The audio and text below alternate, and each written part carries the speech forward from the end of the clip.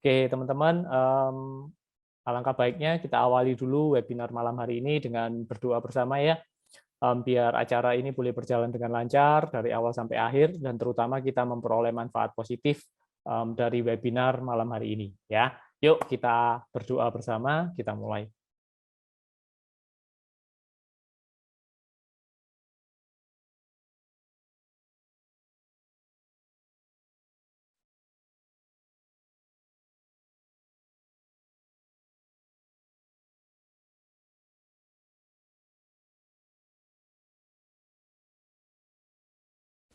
Oke, selesai teman-teman semua.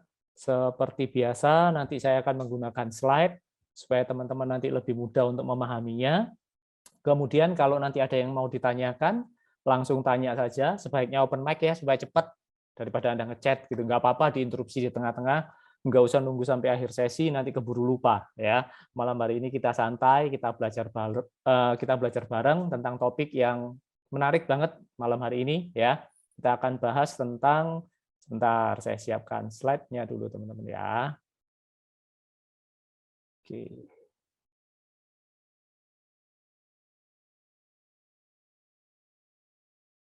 Bentar ya, saya tatanya dulu supaya nanti enak.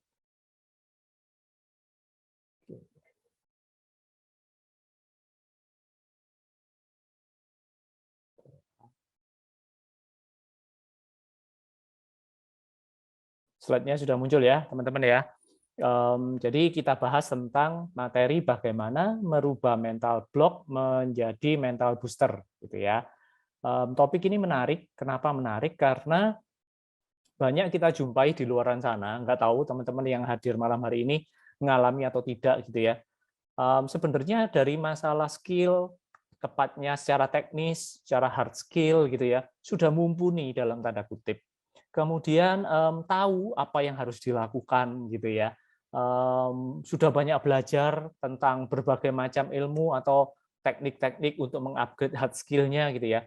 Tapi giliran untuk mengeksekusi kadang banyak hambatan. Nah, hal-hal seperti itu biasanya disebabkan oleh adanya hambatan-hambatan mental di dalam dirinya dia sendiri gitu loh. Artinya apa? Kemampuan skill-nya sudah punya, tekniknya sudah ada, strateginya sudah punya, tapi masalah di mentalnya. Nah, itu yang sering saya jumpai di luaran sana. Nggak tahu teman-teman mengalami apa enggak gitu ya. Kalau teman-teman juga mengalami hal seperti itu, ini biasanya masalah di mental block-nya ini. Nah, ini yang akan nanti kita akan bahas tentang bagaimana cara mengatasi hal-hal tersebut. Karena kalau kita cuman canggih di tekniknya, tapi bermasalah di eksekusinya juga nggak ada hasil gitu kan. Karena eksekusi adalah step yang penting gitu teman-teman untuk bisa memperoleh target sesuai yang kita sudah tentukan. Kalau kita cuma nyusun planning, tahu ilmunya, tapi eksekusinya nggak bisa kan ya percuma. Nah, seringkali masalah eksekusi itu masalah di mental block ini. Itu ceritanya, gambaran besarnya ya. Oke, nah seperti biasa saya akan putar video singkat untuk teman-teman sebagai reminder bagi kita supaya kita tetap menjadi pribadi yang rendah hati, mau belajar terus, mau belajar kapan saja dan dari siapa saja ya. Oke, kita lihat dulu ya videonya teman-teman. Stop, dengerin ini sebentar. Ini alasan kenapa rendah hati itu sangat penting. Kita bisa belajar dari siapapun, tapi kalau kita mau belajar, kita mesti rendah hati. Kalau gelas kosong ini adalah kamu, dan ini adalah orang lain. Kalau kamu angkat gelasmu terlalu tinggi, maka orang lain gak akan bisa memberikan ilmunya kepada kamu. Kamu gak akan pernah dapat apa-apa selama kamu mengangkat gelasmu terlalu tinggi. Tapi kalau kamu rendah hati dan mau belajar dari orang lain, maka banyak hal yang bisa kamu dapatkan dalam hidup ini. Kadang-kadang ego kita lah yang membuat kita tidak bisa belajar dari siapapun. Merasa lebih tahu, merasa lebih hebat, sehingga akhirnya nggak belajar apa-apa. Jangan angkat gelasmu terlalu tinggi. Rendahkan hatimu dan belajarlah dari orang lain. Kayak gitu. Oke, keren ya. Videonya singkat, tapi pesannya cukup dalam menurut saya. Dan saya harap dengan saya putar terus ini, bisa membuat teman-teman di-remind, di-refresh kembali, untuk selalu menjadi pribadi yang lebih baik lagi dari hari ke harinya. Gitu ya. Oke, sebagian teman-teman mungkin sudah kenal saya, sebagian mungkin belum kenal saya. Izinkan saya untuk memperkenalkan diri dulu secara singkat, supaya kita lebih akrab, lebih relate ke depannya gitu ya. Nama lengkap saya Yuliantono Wijaya, teman-teman. Saya founder dari Miracle Life Transformation, satu lembaga penyelenggara seminar, training, coaching maupun terapi. Ya, kami melayani untuk corporate, untuk komunitas, untuk umum, untuk agensi, gitu ya, untuk private one on one, gitu ya.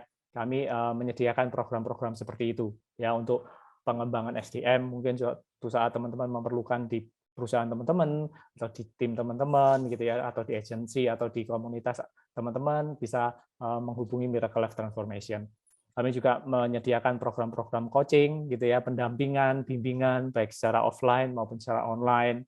Kami juga ada program-program terapi, ya.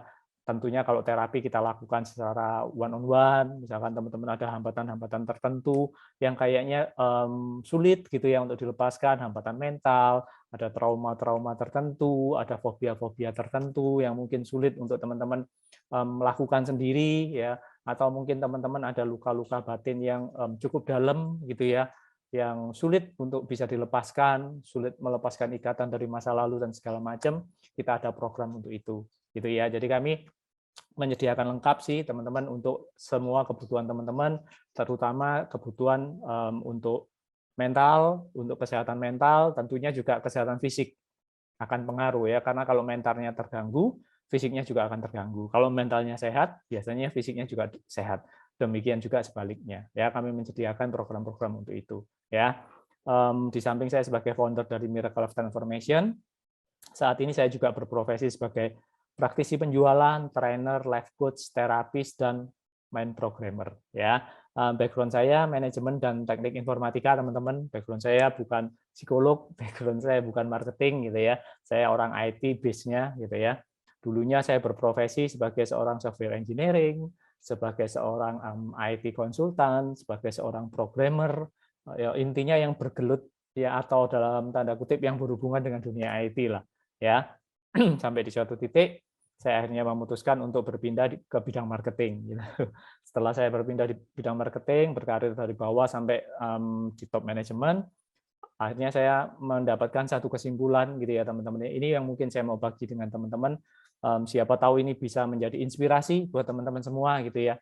Ternyata kalau kita mau berpindah profesi, gampangannya ya, atau berpindah bidang pekerjaan, ternyata tidak hanya dibutuhkan perubahan secara skill atau kemampuan. Itu pasti, teman-teman. Contohnya saya deh, supaya gampang ya. Dulunya saya background-nya orang IT, tentunya skill saya pasti berhubungan dengan dunia programming, dunia networking, gitu ya. Pokoknya yang berhubungan dengan IT. Begitu saya masuk ke dunia marketing, saya harus belajar hal baru kan. Saya harus belajar tentang dunia marketing, bagaimana berkomunikasi, bagaimana berinteraksi dengan orang lain, mempengaruhi mereka, dan lain sebagainya. Itu tentu pasti butuh. Artinya skill saya yang lama harus saya tinggalkan, kan, harus saya rubah menjadi skill yang baru, karena saya mau berpindah profesi. Tapi ternyata, teman-teman, merubah skill saja, gitu, ternyata nggak cukup. Merubah skill saja tanpa, ini penting ya, merubah skill saja tanpa dibarengi dengan merubah mindset yang di sini, biasanya nggak akan permanen. Anda setuju nggak? Yang setuju boleh chat deh. Chat aja saya supaya saya tahu Anda sedang ada di sana gitu. Ada nggak? Ayo, setuju nggak dengan pernyataan itu? Ternyata untuk katakan apapun lah, kita mau pindah profesi sebagai apa ataupun apa gitu ya, kita berpindah sebagai dulunya di bidang A menjadi bidang B. Ternyata untuk merubah skill saja nggak cukup, gitu loh. Kita butuh untuk merubah yang namanya mindset. Bu Nina, thank you. Responnya setuju banget. Yang lain ada nggak nih? Yang lain ngikut Bu Nina gitu ya, setuju pokoknya gitu ya. Oke, nggak apa-apa. Oh, ini ada lagi nih, sebentar. Thank you Pak Ari Suyatmoko. Oke, setuju Om, sama-sama ya Pak. Oke, setuju ya. Jadi itu yang saya dapati teman-teman. Kalau Anda hanya merubah skill saja tanpa merubah mindset, itu nggak akan permanen hasilnya. Ya, karena perubahannya ya sementara istilahnya. Ini setuju juga dari sebentar, dari Pak Herin Iskandar, Bu Herin Iskandar ini ya. Oke. Jadi contoh deh, mungkin yang teman-teman sering jumpai, banyak kan orang yang asalnya profesional, atau berprofesi sebagai seorang karyawan dalam tanda kutip, ya. Kemudian dia pengen jadi pengusaha. Nah, kebanyakan belakangan ini terutama di masa-masa sekarang pengen berwira swasta. Apa yang mereka lakukan? Ya skill-nya dirubah bagus. Mereka belajar ya cara membangun bisnis, strategi marketing, membangun usaha dan segala macam. Itu mereka pelajari benar gitu. Tapi tanpa mereka merubah mindset yang asalnya seorang profesional atau asalnya seorang pegawai, tanpa merubah mindset-nya menjadi seorang pengusaha, lihat, nggak akan lama. Bisnisnya dibuka, berhasil nggak dimulai? Berhasil, buka bisnis itu satu keahlian, tapi untuk mengembangkan bisnis itu butuh keahlian yang lain. Hasil apa? Nggak lama bisnisnya. Ujung-ujungnya apa? Balik lagi kan ke profesi semula. Sering nggak teman-teman jumpai seperti itu? Saya percaya teman-teman sering jumpai kayak gitu. Kenapa? Karena mereka hanya merubah skill-nya doang, tanpa dibarengin dengan perubahan yang di sini. Nih, mindset nih, pola pikir. Itu juga yang saya alami dalam perjalanan hidup saya. Itu yang akan saya share ke teman-teman malam hari ini. Artinya apa? Mindset itu penting. Mindset itu dasar atau fondasi dari segala sesuatu. Kamu canggih seberapapun teknikmu, kalau mindsetmu bermasalah, akan bermasalah ujungnya. Itu nanti akan Anda lihat dari penjelasan materi malam hari ini. Saya percaya teman-teman setuju dengan pernyataan ini. Ya, oke. Jadi poin pertama, untuk berubah, untuk melakukan perubahan apapun, perubahan skill pasti perlu. Di samping itu, perubahan yang paling penting adalah perubahan mindset. Itu yang pertama yang saya pelajari. Ya. Yang kedua, saya sering sharing juga ini ke teman-teman. Mungkin Anda yang sudah sering ikut webinar saya mungkin sampai bosen gitu ya, nggak apa-apa, supaya ke-refresh terus gitu ya. Bahwa dalam kehidupan ini nggak ada ceritanya yang serba kebetulan. Ya, semua terjadi pasti ada yang ngatur dalam tanda kutip, pasti ada alasan tertentu kenapa hal itu bisa terjadi. Everything happen by the reason. Ya, itu statement yang menurut saya bagus banget gitu. Nggak ada ceritanya yang kebetulan. Sama dengan yang saya alami, kenapa awalnya saya harus melalui IT dulu, setelah itu masuk ke dunia marketing, setelah itu masuk ke teknologi pikiran, sampai di titik ini ternyata, oh ini toh rencana Tuhan dalam hidup saya. Oh ini ya maksudnya gitu ya. Sehingga pasal-pasalnya sudah mulai kelihatan. Oh ini ya maksudnya ini maksudnya ini maksudnya. Di situ saya akhirnya mengkonfirmasi pernyataan itu ternyata benar gitu loh. Ternyata nggak ada yang serba kebetulan dalam hidup ini. Ya, saya juga percaya teman-teman semua yang hadir malam hari ini atau yang nonton rekaman nanti webinar ini, Anda juga setuju bahwa nggak ada yang serba kebetulan dalam hidup ini. Artinya apa teman-teman? Malam hari ini kita ketemuan juga bukan kebetulan. Malam hari ini kita bisa belajar bareng, ini juga bukan iseng-iseng gitu ya, bukan kebetulan, tapi percayalah Sang Pencipta, Tuhan yang di atas, punya rencana yang indah untuk pertemuan kita malam hari ini. Setuju ya? Kalau enggak, Anda nggak mungkin ketemu saya. Pasti ada saja, entah ada hal-hal tertentu yang membuat Anda nggak bisa hadir webinar malam hari ini gitu. Atau biasanya Anda nggak suka model-model webinar malam hari ini gitu ya. Kok malam hari ini pengen ya ikut gitu. Atau Anda yang nanti nonton rekaman ini biasanya Anda dikasih link, nggak pernah diklik gitu. Tapi kok sekarang pengen ngeklik dan akhirnya nonton. Percayalah, itu bukan kebetulan. Itu bukan Tuhan iseng buat Anda. Kita punya Tuhan bukan Tuhan yang iseng kok. Semuanya everything happen by the reason. Kalau memang teman-teman setuju tentang statement ini, yuk saya minta teman-teman tolong selama webinar ini buka pikiran Anda ya, buka hati Anda, belajar bareng, rendahkan hati Anda, siapa tahu solusi dari permasalahan Anda ada di webinar malam hari ini. Siapa tahu pergumulan-pergumulan Anda yang sedang Anda alami saat ini, saya nggak tahu kondisi teman-teman apa-apa, ya, saya nggak tahu masalah teman-teman apa gitu ya. Siapa tahu ada solusinya melalui webinar malam hari ini. Siapa tahu doa-doa teman-teman yang selama ini teman-teman panjatkan gitu ya, sambil mungkin meneteskan air mata, saya nggak tahu. Siapa tahu di sini ada jawabannya. Kita nggak tahu kok teman-teman. Yang kita tahu ujungnya pasti indah buat kita semua. Kalau memang teman-teman setuju, saya minta teman-teman ikutin webinar ini dari awal sampai akhir. Jangan live di tengah-tengah, karena kita nggak tahu kita dapatnya di bagian yang mana. Itu ya, setuju ya teman-teman ya? Oke, kalau memang setuju, kita akan mulai webinarnya. supaya teman-teman dengan sikap mental yang seperti itu, teman-teman akan memperoleh banyak manfaat dari webinar malam hari ini.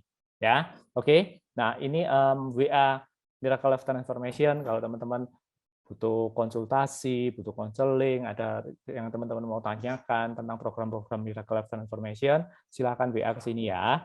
Atau bisa juga ke IG, kalau mau follow di situ Miracle Life Transformation. Gitu ya. Oke. Ini galeri-galeri foto kami, teman-teman. Galeri klien-klien kami, portfolio kami yang sudah bekerja sama dengan kami, gitu ya.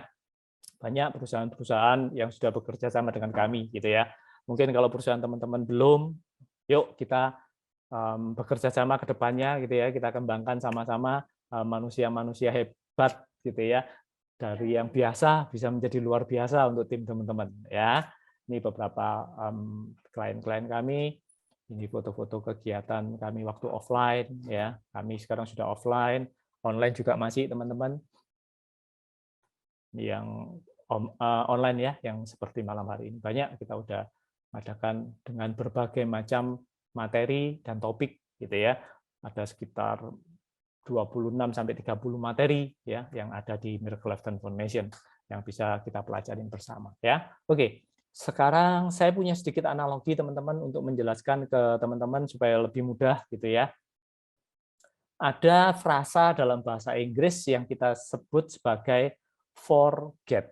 Artinya melupakan atau tidak mendapatkan atau terlewatkan. Itu terjemahan bebasnya untuk forget. Ya, jadi tidak mendapatkan apa yang diinginkan karena terlewatkan, gitu ya. Forget, terlupakan. Ada frasa yang kedua adalah forget. Sama persis, gitu ya, tapi berbeda arti, gitu ya, berbeda cara pembacaan juga tentunya. Forget. Terjemahan sederhananya adalah untuk mendapatkan, untuk mencapai sesuatu, untuk reach something, untuk menggapai sesuatu, itu adalah forget. Pertanyaan saya ke teman-teman, apa yang membedakan frasa pertama dan frasa kedua di samping arti dan cara penulisannya? Yang membedakan apa yang teman-teman amati? Boleh nggak saya dibantu? Open mic boleh? Silakan. Ayo, yang mau ini?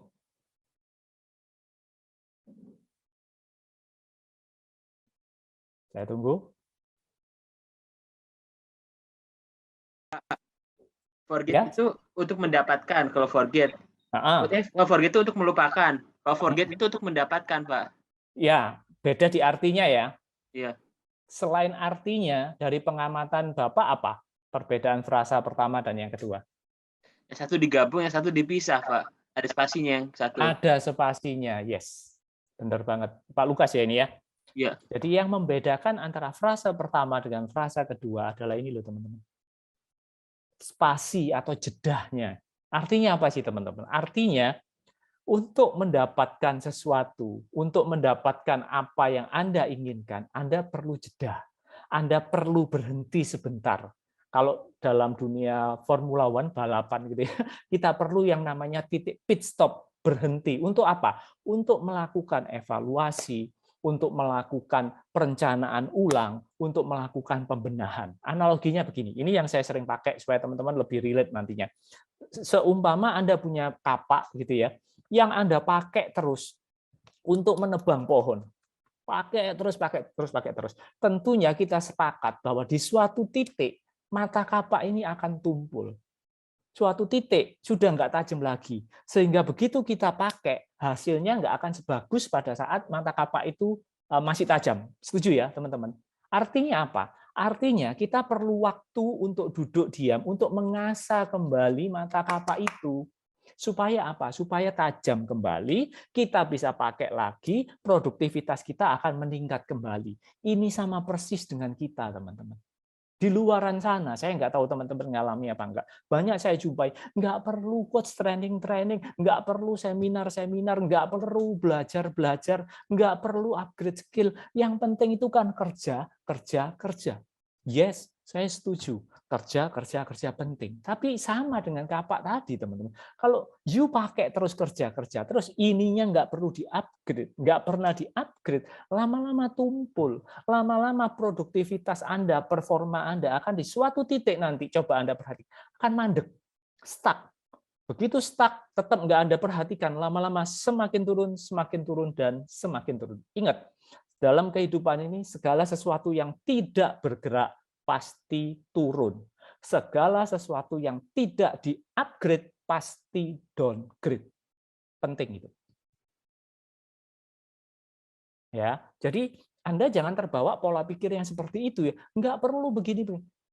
Buktinya, Coach, saya nggak training-trainingan, saya nggak seminar-seminaran, pendapatan saya naik terus, income saya gede. Pernah kan tahu seperti itu mungkin teman-teman ya, atau teman-teman punya tim seperti itu, kenal dekat dengan orang yang seperti itu, atau jangan-jangan orang itu ya Anda lanjutkan sendiri gitu.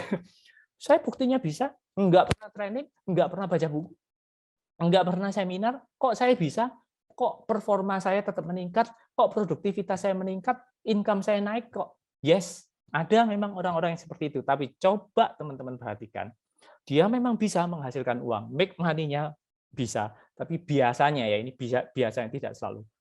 Mereka akan kesulitan untuk mengembangkan dan menyimpan uang itu. Artinya apa? Cepat dapat, ya cepat habis.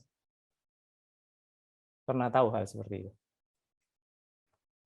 Atau dia make money-nya oke, gitu ya, tanpa training, tanpa apa, nggak belajar apa, make money-nya oke, gitu ya, tapi ujungnya banyak masalah yang menyertai dia, sehingga hidupnya tambah rumit.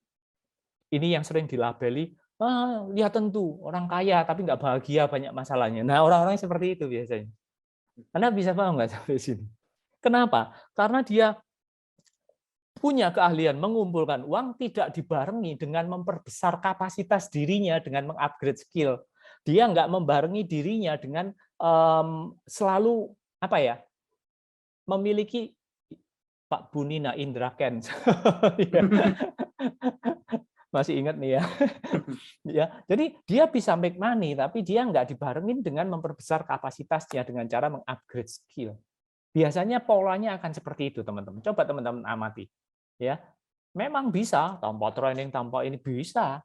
Intinya di dunia ini nggak ada kebenaran yang absolut atau 100% valid, teman-teman. Segala sesuatu di dunia ini pasti ada yang namanya faktor X atau penyimpangan, pasti. Ya, karena kesempurnaan hanyalah milik Dia yang di atas. Ya, di dunia ini yang valid 100%, saya sering ini sih sampaikan di webinar atau training saya, cuma 3 kepastian di dunia ini yang nggak ada faktor penyimpangannya, yang pasti gitu ya, yang 100% terjadi. Yang pertama kematian, itu pasti. Semua kita pasti dipanggil pulang, tinggal nunggu panggilan gitu. Itu pasti, nggak ada faktor penyimpangan. Yang kedua perubahan, itu pasti juga. Anda suka, nggak suka, sadar, nggak sadar, nyaman, nggak nyaman, perubahan pasti terjadi. Tinggal Anda ngikutin apa enggak, tinggal Anda digilas perubahan apa enggak, itu tok. Tapi perubahan pasti terjadi. Itu yang kedua. Yang ketiga, pasti terjadi adalah cicilan yang jatuh tempo. Ya, Anda pasti harus bayar itu. Di luar 3 itu, teman-teman, nggak ada yang pasti. Artinya apa? Ada faktor penyimpangan memang.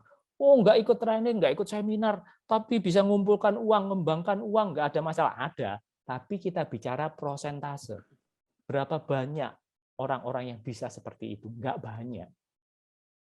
Anda bisa paham nggak sampai sini cara berpikirnya? Paham? Oke, sama dengan misalkan dalam kehidupan sehari-hari lah.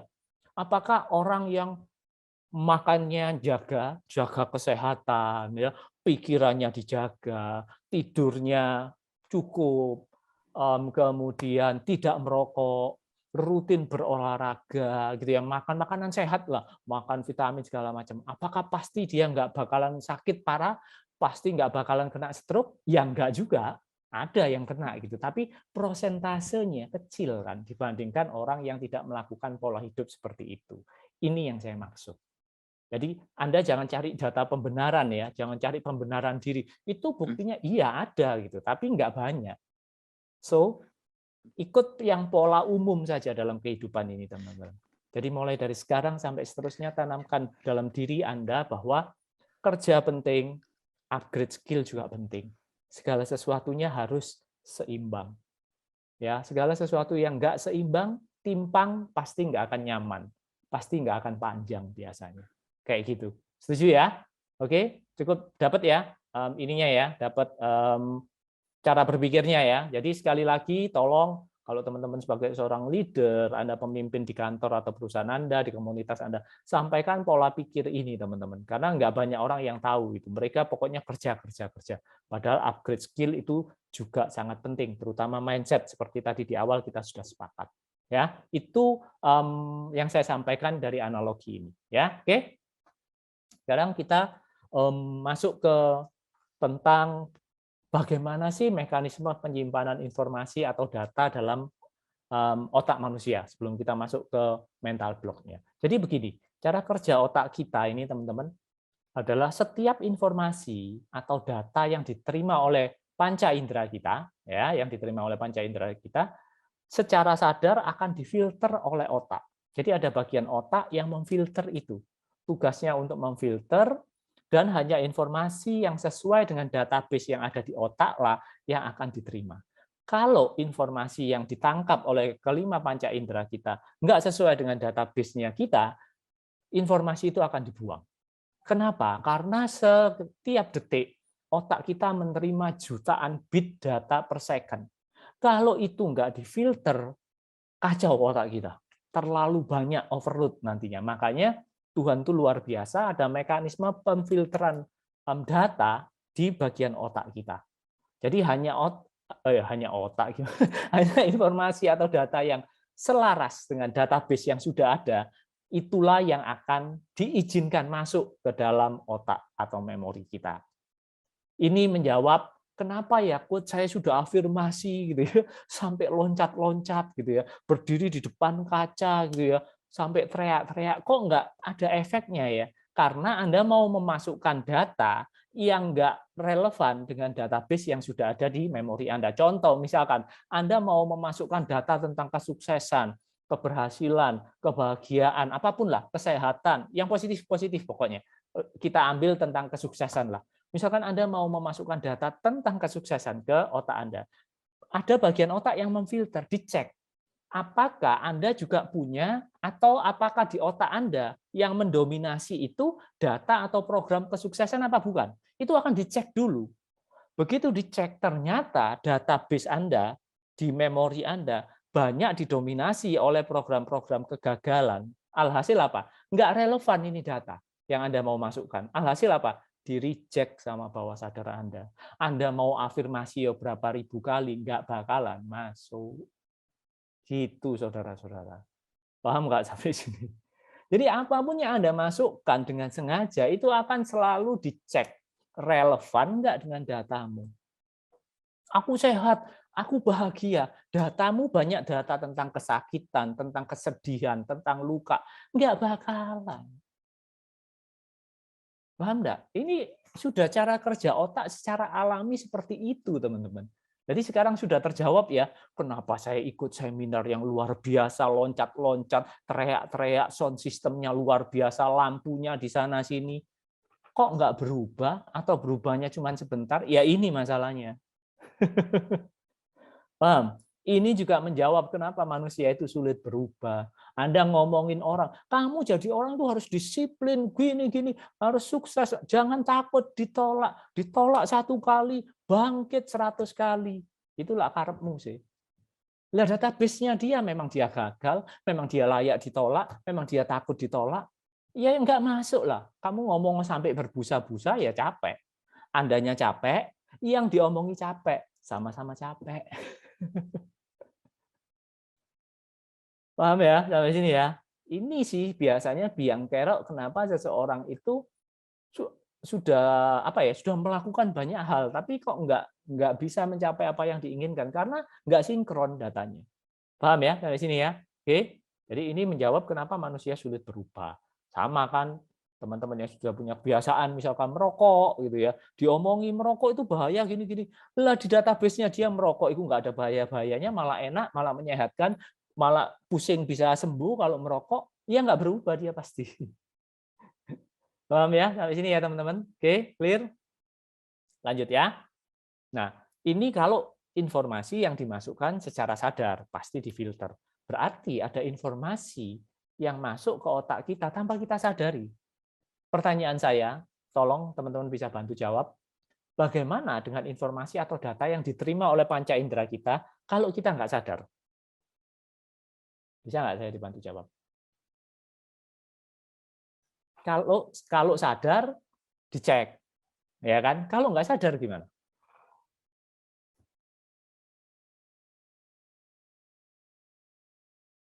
Sama Pak, dicek juga Pak. Kenapa? Sama Pak, dicek juga. Sama Kan dicek filter. juga. Oke, kita tampung ya Pak. Oke, yang lain ada punya jawaban yang lain teman-teman? Kayaknya saya training sama Pak Lukas doang. Yang lain mana nih? Direkam. Maksudnya direkam gimana Bu? Tetap langsung masuk ya? Ya. Langsung masuk. Oke, thank you. Ada jawaban yang lain. Bagaimana dengan data atau informasi yang nggak sadar? Gitu. Ada jawaban yang lain? Sama? Oke, nanti kalau ada chat ya. Informasi yang tidak sadar ditangkap oleh kelima panca indera kita, jawabannya adalah langsung masuk ke database, langsung masuk ke memori atau bawah sadar kita. Ini sebenarnya bahaya. Apa sih informasi-informasi yang nggak sadar gitu ya, Anda tangkap gitu ya, Anda nggak sadar mengolah informasi itu apa? Iklan-iklan, saat Anda nonton YouTube ada iklan lewat, itu nggak sadar kan? Dia menyelip di situ. Itu memang seperti itu tujuannya supaya langsung masuk ke bawah sadar Anda. Baliho-baliho di tengah jalan, ya kan? Anda nonton Netflix, ada iklan misalkan, Anda nonton televisi, sinetron, ada iklan yang lewat. Itu nggak sadar, itu langsung masuk. Apalagi itu kalau diulang-ulang, tambah cepat jadinya. Jadi tanpa ada pemfilteran di situ. Ini yang menurut saya lebih bahaya gitu. Omongan-omongan orang yang sekilas Anda dengar gitu ya, padahal Anda nggak dengan sengaja mau mengolah informasi itu bisa saja loh teman-teman, langsung masuk. Jadi database Anda. Paham ya? Jadi yang nggak sadar itu intinya langsung masuk. Nah, ada lagi kondisi berikutnya adalah ini, kondisi yang tidak difilter lagi, di samping tidak sadar, pasti nggak difilter, lawang nggak sadar, apanya yang difilter gitu ya. Nah, kondisi apalagi yang menyebabkan informasi cenderung tidak difilter oleh otak? Anda tahu nggak? Ada yang tahu nggak? Bisa bantu saya. Kondisi pertama, nggak sadar, pasti nggak difilter. Ada lagi satu kondisi, di mana ini juga nggak difilter biasanya, cenderung tidak difilter, cenderung diloloskan. Kondisi apa? Anda tahu nggak? Bisa bantu saya nggak? Ada yang tahu? Ayo, yang chat. Saya siap-siap baca chat Anda loh ini sudah. Ayo. Kondisi apa lagi? Ini ada chat masuk ya. Marah. Bisa jadi, bisa. Dalam kondisi emosi ya tepatnya ya. Ada satu lagi kondisi di mana ini benar-benar tanpa Anda sadari juga gitu. Nangis ya, emosi lah ya, Bu Sylvia ya maksudnya ya. Saat kita emosi ya. Hah? Kecewa ya sama. Dalam kondisi emosi yang intens, tertekan, marah, happy, itu tanpa sadar juga cenderung masuk. Ada satu lagi kondisi, apalagi? Ada yang tahu nggak? Oke, nanti yang tahu chat ya. Kondisi di mana data atau informasi cenderung tidak difilter adalah informasi atau data yang disampaikan oleh figur otoritas. Itu cenderung tidak difilter. Paham teman-teman? Apa sih figur otoritas itu? Figur otoritas adalah figur yang menurut Anda levelnya di atas Anda dalam segala hal. Bukan hanya masalah keuangan ya, dalam segala hal levelnya itu Anda merasa dia di atas Anda. Nah, orang-orang seperti itu kalau ngomong cenderung sama otak Anda nggak difilter. Oke, kita aplikasikan dalam kehidupan sehari-hari. Saat Anda kecil, ya usia belum dewasa, belum remaja bahkan, figur otoritas Anda siapa? Orang tua. Orang tua. Siapa lagi? Guru. Guru, betul. Siapa lagi? Dosen. Dosen, kakak, saudara tua, betul ya? Kakak. Pembimbing rohani Anda, tokoh-tokoh agama, cenderung apa yang mereka sampaikan nggak difilter loh oleh otak kita. Anda paham sekarang? Dari mana kita memiliki, kok saya begini ya sekarang? Ya kadang dari yang nggak sadar-sadar itu. Itu yang jadi database Anda. Itu yang jadi program Anda. Ini sebentar lagi kita akan bahas. Ya, jadi sekarang sampai di titik ini Anda sudah tahu ya, informasi itu yang masuk secara sadar difilter, disesuaikan dengan database-nya, relevan apa enggak. Kalau enggak relevan, di-reject, dibuang. Itu menjawab tadi ya, kenapa manusia itu sulit berubah, afirmasi tidak bekerja, ya kan? Anda teriak-teriak gimana yang enggak berubah, karena sudah terlanjur jadi program jelek. Ya. Yang kedua, informasi yang Anda terima tanpa Anda sadar, dan informasi yang Anda terima dari figur otoritas akan langsung jadi program atau database kita. Inilah yang menentukan cara kita berpikir, cara kita merasa, cara kita bertindak, dan cara kita mengambil keputusan sampai kita dewasa nanti. Paham ya, teman-teman ya? Oke, clear? Ya, ini mekanismenya dulu.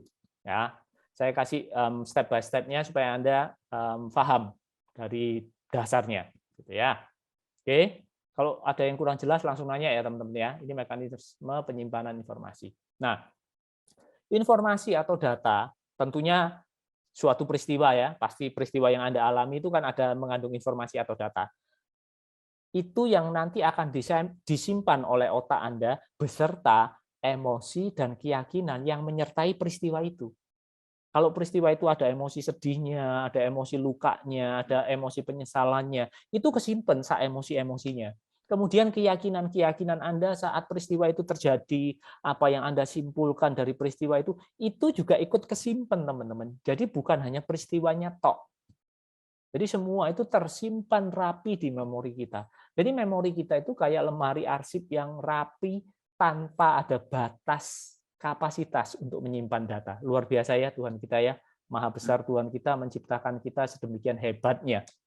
Gitu. Jadi semua itu kejadian yang Anda alami dari Anda lahir coer, ya kan, sampai detik ini Anda ketemu saya, itu tersimpan rapi di memori bawah sadar kita, beserta emosi dan keyakinan-keyakinan kita. Ini yang kita sebut sebagai program. Paham ya sampai sini ya? Oke.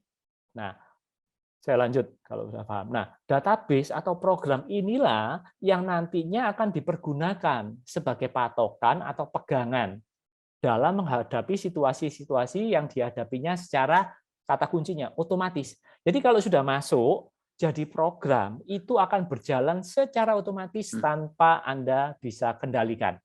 Begitu peristiwa ada yang mirip dengan hal tersebut memicu program itu, maka program itu akan langsung dijalankan tanpa sepengetahuan Anda. Langsung di-running secara otomatis. Ya. Nanti kita akan praktek bagaimana sih cara kerja dari otak kita. Jadi intinya kalau sudah jadi program, ya wis itu yang jalan terus otomatis tanpa Anda sadari. Ini tadi yang saya sebut di awal tadi, kalau Anda masih ingat, Anda belajar ilmunya bagus, tekniknya bagus, cara bangun bisnis, cara negosiasi, bla bla bla. Tapi kalau banyak program-program otomatis yang running di bawah sadar Anda yang tidak mendukung ilmu yang Anda pelajari itu, nggak akan bermanfaat. Paham ya sampai sini ya? Karena patokan kita untuk berpikir, bertindak, mengambil keputusan adalah program yang sudah ada. Masih ingat kan tadi? Nah, sekarang kita praktek. Ya, kita praktek dulu. Ini saya sempat ambil capture dari iklan waktu itu lewat di IG saya gitu ya. Dia jualan, mungkin teman-teman yang sudah pernah ikut webinar saya tahu, jangan dijawab yang sudah tahu ya. Yang belum tahu, ayo dijawab, kita belajar bareng. Dia jualan buku tentang caranya intinya berjualan di media sosial lah, digital marketing. Ada satu komen dari netizen yang intinya dia nggak jadi beli bukunya gitu. Dia nggak suka akhirnya beli bukunya, padahal dia butuh karena dia melihat sesuatu di gambar ini. Anda bisa tahu nggak kira-kira karena apa? Yang sudah tahu jangan jawab ya. Yang sudah pernah ikut training saya, webinar saya, mungkin Anda sudah tahu. Yang belum tahu saja, ayo. Apa? Jadi sebenarnya dia pengen tuh beli bukunya, dia pengen beli belajar ilmunya, tapi begitu melihat gambar ini ada sesuatu yang ganjel di hatinya dia.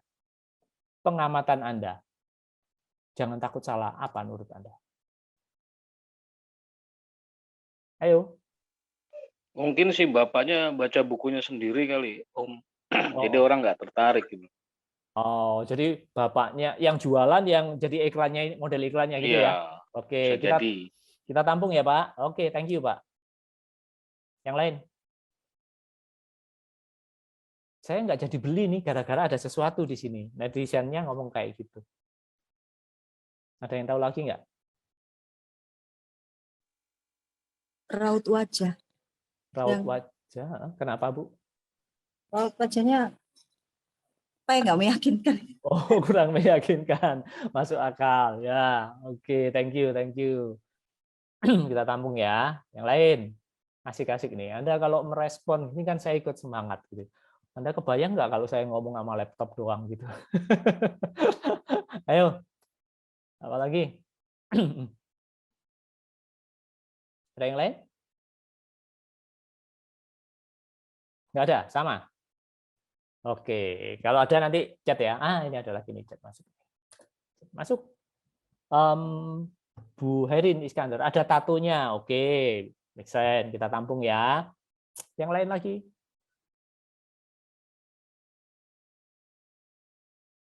Ada? Ada? Kenapa? Ini saya ambil dari itu ya, yang saya tahu itu ya. Ternyata dia terganggu gara-gara ini, teman-teman.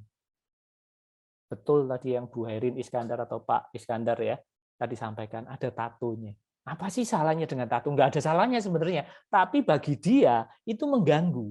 Karena itu sudah jadi program di bawah sadarnya dia. Dan itu dipicu dengan pas iklan ini muncul. Anda paham maksud saya? Jadi ini tadi yang saya sampaikan ini, database atau program inilah yang nantinya dipergunakan sebagai patokan atau pegangan dalam menghadapi situasi-situasi yang dihadapinya secara otomatis. Jadi dia sudah punya program di masa lalunya dia, nggak tahu peristiwanya apa, kita ya, yang kita tahu bahwa ada program yang nggak nyaman melihat orang bertato. Alhasil apa?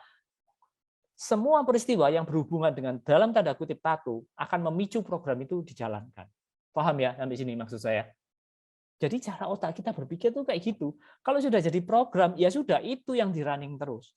Kalau Anda sudah punya program bahwa Anda itu nggak layak, nggak pantas untuk sukses, kamu itu memang orang gagal, kamu memang layak untuk nggak sukses, ya itu terus yang di-running. Kamu nggak akan bakal sukses. Karena kok sudah jadi program kok. Paham ya sampai sini ya? Hati-hati loh teman-teman. Hati-hati. Otak kita itu kalau sudah mencatat, sudah menyimpan di memori sebagai database, jadi program, selesai kita. Itu terus yang akan di-running. Paham ya? Kasih contoh lagi, kasih contoh lagi. Ini saya juga clipping dari detik.com kalau nggak salah. Motif Sudirman. Sudirman itu namanya orang ya. Motif Sudirman tusuk penumpang Transjakarta gara-gara korban angkat kaki. Bagi saya dan Anda mungkin ini nggak make sense. Mungkin nggak masuk akal. Emang ngapain sih orang angkat kaki saja kok ditusuk? Tapi bagi dia, usut punya usut, akhirnya ditangkap nih ini Pak Sudirmannya itu. Kenapa kamu nusuk orang di sebelahmu yang angkat kaki? Bagi dia, orang yang angkat kaki itu menghina. Jadi kalau dia sudah peringatkan sekali nggak turun, 2 kali nggak turun, 3 kali nggak turun, langsung ditusuk. Bagi dia nggak salah, itu belief-nya dia, itu programnya dia. Bagi kita, ngelus dada, bener nggak? Kok ada ya orang seperti itu? Ya ada, Aneh, itulah Pak. manusia. Kenapa Pak Lukas? Aneh, Pak. Bagi kita mungkin sebagian kita ngomong aneh, bagi dia enggak, wajar karena dia punya program itu. Sama. Ya, kok aku ini takut ditolak ya, padahal kan aku harusnya, Anda sudah tahu mestinya misalkan Anda sebagai seorang marketing, Anda sebagai seorang tenaga penjual, harusnya ditolak kan biasa. Tapi sebagian Anda ada yang merasa yang ditolak, kalau ditolak itu dunia sudah hancur. Yang ditolak pribadinya, bukan produk atau jasa Anda, sehingga Anda gampang down. Padahal Anda tahu mestinya nggak boleh gitu. Tapi kenapa kok bisa seperti itu? Iya karena ada program takut ditolak itu tadi. Merasa nggak berharga kalau ditolak, macam-macam programnya. Kita nggak tahu sampai kita masuk, kita lihat satu persatu mana program-program yang tidak memberdayakan, mana yang perlu kita buang. Sama kayak hal-hal seperti ini, teman-teman. Kalau kita ngomong, kan mestinya ditegur aja, ngapain sampai ditusuk segala macam. Ya bagi dia itu sudah melukai harga dirinya dia. Solusinya dia harus nusuk gitu. Ya ditusuk sama dia. Makanya ini yang kita sebut sebagai kadang keyakinan atau belief ya. Tadi masih ingat kan, informasi itu disimpan beserta emosi dan keyakinannya. Nggak tahu dia punya pengalaman apa dengan orang angkat kaki di zaman dulunya gitu. Sehingga begitu ini terpicu, muncul. Sama kan dengan kita. Ya, apapun yang sudah jadi program itu yang kita eksekusi tanpa kita sadari. Paham ya? Cara otak kita berpikir itu begitu. Oke? Sekarang kita praktek.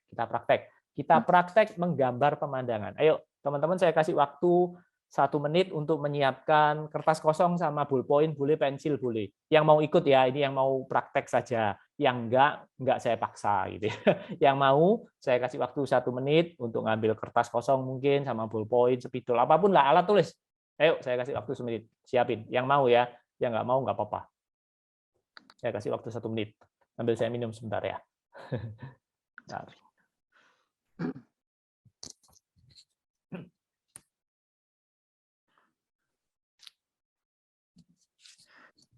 Sudah? Sudah ngambil alat tulis?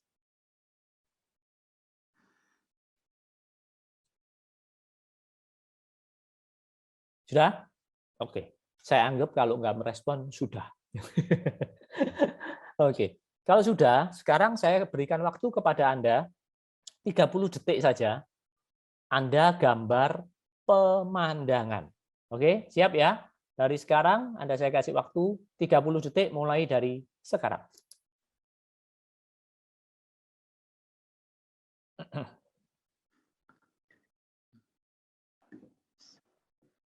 Gambar pemandangan.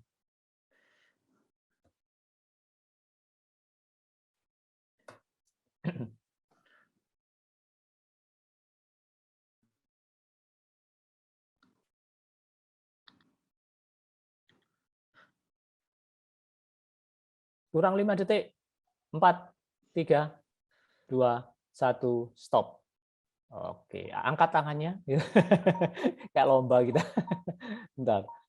Oke, pertanyaan saya, teman-teman yang mengikuti tadi, siapa di sini? Boleh jawab open mic, boleh chat deh, nggak apa-apa. Siapa yang gambar pemandangannya? Anda gambar pemandangannya gunung. Ada 2 gunung, tengahnya ada matahari. Itu dulu. Siapa yang gambar seperti itu? Yang ikut praktek tadi siapa yang gambar? Oke, Bu Herin Iskandar. Gambar pemandangannya gunung 2, tengahnya ada matahari. Kalau sempat tadi di atasnya dikasih awan, ada burung, samping kiri atau samping kanannya ada sawah, kemudian ada rumah kecil, gitu betul? Di tengahnya ada jalannya. Siapa yang seperti itu? Ayo ngaku. Siapa? Gunung. Saya laut, Om. Oke, laut. Bu Stella, gunung, gitu ya. Oke. Siapa lagi? Oke. Rata-rata Anda kalau diminta menggambar pemandangan, meskipun ada yang enggak, gitu, akan gambar gunung seperti itu. Kenapa? Karena itu sudah jadi program Anda dari kecil. Dari kecil Anda diajarin dari TK, playgroup, kalau gambar ya kayak gitu, basicnya pemandangan. Alhasil sampai gede sekarang pun Anda gambarnya seperti itu. Ini saya mau mempraktekkan kepada Anda, ini loh buktinya, otak kita bekerja yang seperti itu. Tadi ada juga yang gambar laut. Kenapa? Mungkin dulunya yang dia ingat gambar pemandangan laut, sampai sekarang ke bawah laut. Gunung tapi ada pantainya, iya Bu Yunita, nggak masalah gitu. Intinya Anda beraktivitas, masih ingat kan? Anda bertindak, berpikir, dan merasa itu di-drive, ditentukan oleh database yang ada di dalam. Sudah semakin paham pasti? Oke. Jadi sekali lagi, kalau ada orang yang pengen sukses, tapi database-nya banyak database tentang kegagalan, keterpurukan, luka-luka, penyesalan, kekecewaan, apa yang terjadi? Berat untuk sukses. Karena yang di running yang ada di dalam database. Paham sampai sini? Oke, jelas? Semakin ke sini tentunya Anda semakin clear mestinya kalau Anda menyimak. Ya, jadi sekali lagi hati-hati dengan yang ada di dalam ini. Makanya tadi saya di awal waktu memperkenalkan diri, mindset adalah segalanya. Mindset itu penting, mindset itu fondasinya. Anda memilih pasangan, Anda memilih pekerjaan, Anda membesarkan anak, Anda membangun bisnis, di-drive oleh apa? Ini. Nggak ada yang lain. Paham? Lanjut ya. Oke. Jadi, intinya begini, teman-teman. Semua peristiwa yang teman-teman alami di masa lalu, pokoknya peristiwa yang Anda alami lah, itu membuat kita memberikan respon tentunya. Benar ya? Entah itu responnya positif, entah itu responnya negatif. Respon pasti cuma dua. Jadi artinya apa? Semua peristiwa yang hadir dalam hidup kita itu pada dasarnya netral awalnya. Kita sendirilah yang memberikan respon atau melabelinya. Oh, ini peristiwa positif. Oh, ini peristiwa negatif. Apakah itu juga valid bagi orang lain? Belum tentu. Yang positif bagi Anda belum tentu positif buat orang lain. Yang negatif buat Anda belum tentu negatif buat orang lain. Benar ya? Sampai sini paham ya? Karena database Anda dengan database dia berbeda. Jadi ini kita ngomong konteks pribadi. Jadi setiap peristiwa yang Anda alami dalam hidup ini awalnya netral. Baru Anda memberikan respon, baru dia jadi peristiwa negatif, jadi peristiwa positif, kayak gitu ya. Setelah Anda memberikan respon, respon ini akan menghasilkan tindakan. Artinya, kalau responmu negatif, tindakanmu ya pasti negatif. Nggak mungkin nggak. Kalau Anda memberikan respon positif, tindakan Anda pasti positif. Nah, tindakan akan mempengaruhi hasil. Kalau tindakanmu positif, hasilnya nggak akan jauh-jauh kok dari positif. Kalau tindakanmu itu negatif, hasilnya juga nggak akan jauh-jauh dari negatif. So, kesimpulannya, berarti yang paling penting, step awalnya adalah sebelum kita bicara tentang hasil adalah respon. Bagaimana Anda memberikan respon terhadap suatu peristiwa itu yang penting. Saat Anda ditolak, apa respon Anda? Itu yang penting. Saat Anda tidak bisa mencapai goal Anda, apa respon Anda? Itu yang penting. Pertanyaan berikutnya adalah, apa sih yang mempengaruhi respon ini? Yang mempengaruhi respon ini yaitu tadi program yang sudah ada di database kita masing-masing. Jadi, kalau sekali lagi banyak data atau program negatif, bisa hampir dipastikan respon dia pasti negatif. Kalau di otaknya dia dominasinya adalah program-program yang positif, bisa dipastikan respon dia akan positif. Jadi, yang mempengaruhi hasil sebenarnya apa? Program ini, bukan tindakan. Sampai sini paham?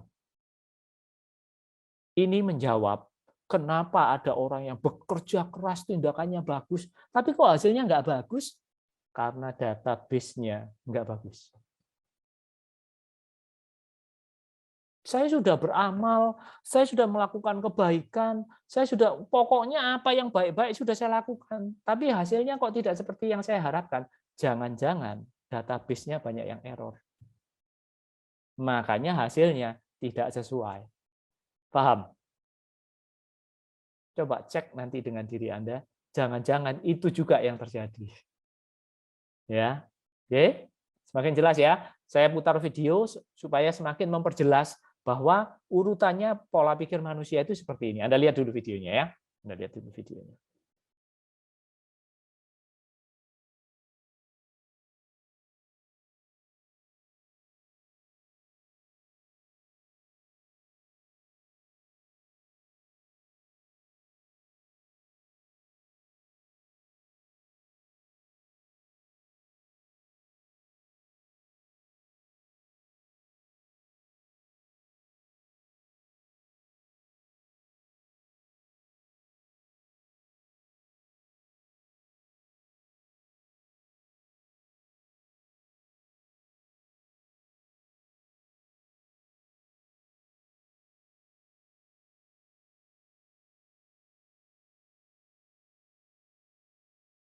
Muncul kan? Halo? Ini saya pause sekarang. Tadi apa nggak muncul, teman-teman? Dari tadi belum muncul, Pak Yul. Oh, yang di tempat lain apakah muncul apa enggak ya? Muncul, Om. Oh, muncul, Pak. Berarti mungkin jaringannya ya, Pak. Yang lain muncul juga ya? Muncul, Pak. Oh, muncul Pak. Mungkin ada gangguan kali Pak ya di ininya ya. Di jaringannya. Nggak apa-apa, nanti tonton rekamannya aja Pak ya. Nanti Bapak sudah bergabung nggak di grup komunitas MLT? Kalau sudah, nanti saya taruh linknya di situ, tonton lagi ya. Iya ya Pak. Saya Sudah. lanjut dulu. Saya lanjut ya. Oke, siap. Oke. 你就这样闯进我。 Sorry teman-teman keklik. Tadi nyampe mana?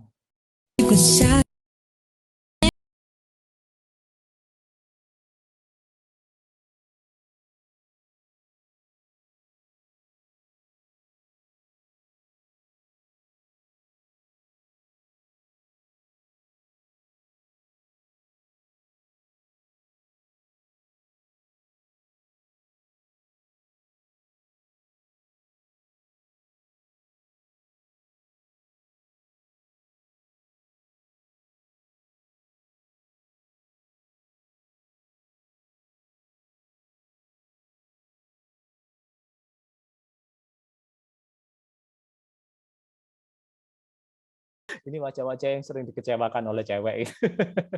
Anda paham ya? Lihat peristiwa yang hadir sama, pegang-pegangan tangan gitu ya, tapi respon orang bisa berbeda-beda. Kenapa? Programnya berbeda. Sudah jelas ya? Kalau sampai titik ini Anda nggak jelas, nggak tahu deh saya harus ngomong apa lagi gitu. Sudah sangat jelas mestinya ya. Oke, jelas ya? Lanjut ya. Jadi kalau demikian teman-teman, sebenarnya apa sih definisi dari mental block itu? Kan itu ya. Tadi kita sudah belajar mekanisme cara berpikir, penyimpanan informasi, bagaimana manusia itu berpikir, bereaksi, kita sudah belajar. Nah, sekarang kita akan mendefinisikan kalau gitu. Karena topik kita kan malam hari ini tentang mental block tuh. Nah, mental block itu apa sebenarnya? Menurut teman-teman, sepengetahuan teman-teman saja deh dari database teman-teman. Menurut Anda mental block itu apa? Bisa nggak saya dibantu 1-2 orang untuk memberikan jawaban? Jangan takut salah ya, ini bukan masalah benar salah, kita cuma mau menyamakan persepsi saja. Menurut Anda mental block itu apa kalau gitu? Apa? Suatu keyakinan yang menghalangi kesuksesan kita, Pak. Suatu keyakinan yang menghalangi kesuksesan. Oke, kita tampung ya, Pak. Thank you, Pak Lukas. Yang lain? Ada? Suatu mental yang tidak mau berubah karena dia punya standarnya seperti itu. Takut untuk berubah. Kondisi mental yang nggak mau berubah gitu ya, Pak ya? Takut untuk berubah. Oke, make sense. Oke, good. Thank you, Pak. Yang lain? Apa mental block itu? Oke, nanti kalau ada chat ya, tetap ya. Jadi mental block suatu kondisi mental yang dapat menjadi penghambat segala action kita, aktivitas kita untuk menuju kesuksesan. Oke, ya bisa. Oke, good. Thank you, Pak. Siapa lagi? Masih ada? Seru nih, teman-teman semangat ya. Saya ikut semangat pokoknya. Ya, saya ngikut Anda. Kalau Anda lemes, saya lemes pokoknya. Oke, jadi apa yang teman-teman tadi sudah sampaikan, kurang lebihnya definisi mental block memang seperti itu. Jadi pada dasarnya definisi gampang mental block adalah kondisi mental seseorang di mana kondisi mental ini menghambat pencapaian hidup dia untuk mencapai apa yang dia impikan. Itu definisi sederhana. Jadi kondisi mental yang menghambat seseorang untuk mencapai apa yang dia inginkan. Itu mental block. Wes, itu paling gampang. Simpel kan? Ingatnya pasti mudah.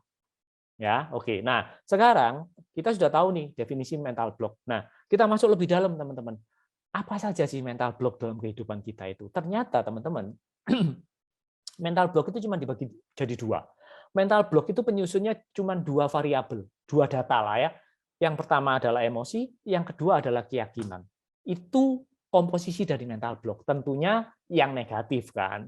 Karena kan yang menghambat. Berarti ini saya kasih contoh Anda, mental block. Inilah contoh-contoh emosi negatif yang jadi mental block dalam kehidupan sehari-hari. Ada ratusan sebenarnya emosi negatif gitu ya. Tapi 16 ini yang paling sering kita jumpai dalam kehidupan kita sehari-hari.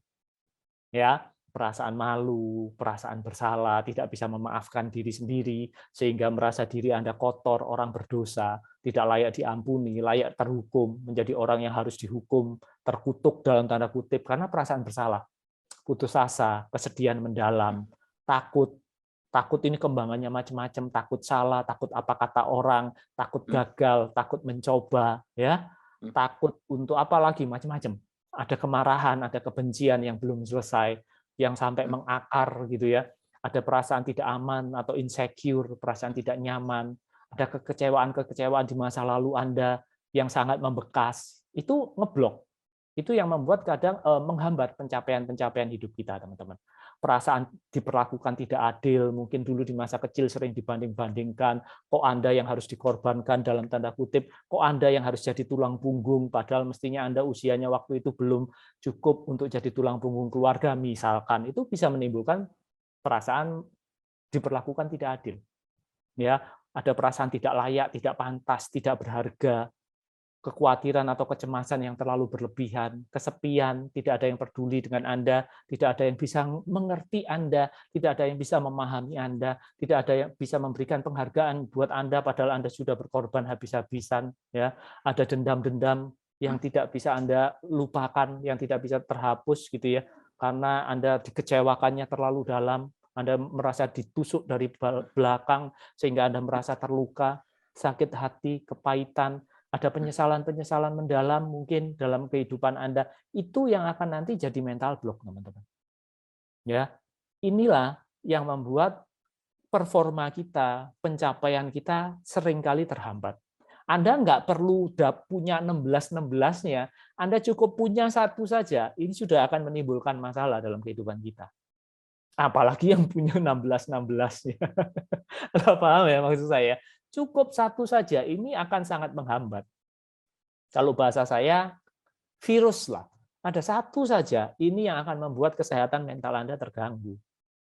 Gitu. Dan saya percaya, gitu ya, hampir semua dari kita punya salah satu dari 16 ini. Gitu. Makanya kalau ada orang yang ngomong, saya nggak punya mental block dalam hidup saya, kok saya tidak terlalu percaya ya? Setiap kita biasanya ada batasan-batasan mental block tertentu, apapun pencapaian kita, pasti ada mental block-nya di situ. Ya, gitu ya teman-teman ya, paham ya? Komponen kedua pembentuk mental block adalah keyakinan negatif. Jadi pertama kan emosi negatif ya. Program kedua yang jadi mental block adalah keyakinan negatif. Adalah kesimpulan-kesimpulan yang Anda anggap itu benar bagi Anda. Belum tentu bagi orang lain ya. Jadi keyakinan yang Anda anggap benar bagi hidup Anda. Apakah itu membantu mempercepat pencapaian atau enggak peduli. Yang penting itu bagi Anda benar. Ya, ini kadang yang membuat masalah. Contoh. Ada orang yang punya keyakinan cari uang atau cari klien gitu ya. Itu sulit. Ya karena dia pengalaman hidupnya seperti itu. Alhasil jadi kesimpulan. Kalau sudah jadi kesimpulan, jadi program, ya sampai kapanpun bagi dia cari uang sulit. Jadi muter aja teman-teman, kayak lingkaran setan lama-lama.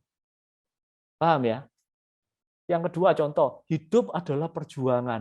Kelihatannya memotivasi ya, nggak apa-apa juga gitu loh. Bagi orang yang punya keyakinan hidup adalah perjuangan, hidupnya bisa dipastikan pasti penuh dengan perjuangan.